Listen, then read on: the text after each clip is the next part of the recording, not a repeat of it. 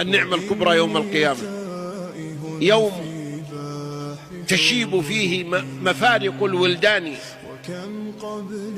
يوم يجعل الولدان شيبا،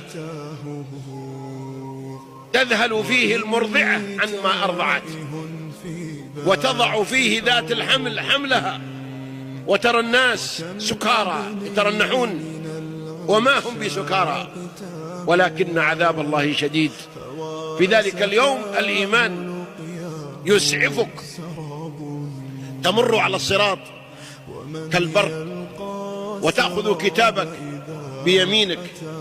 لأنك كنت تمشي صح، ما كنت تعكس السير، كنت ماسك اليمين، وتشرب من حوض النبي صلى الله عليه وسلم شربة لا تظمأ بعدها أبدا، وتوزن فيرجح ميزانك.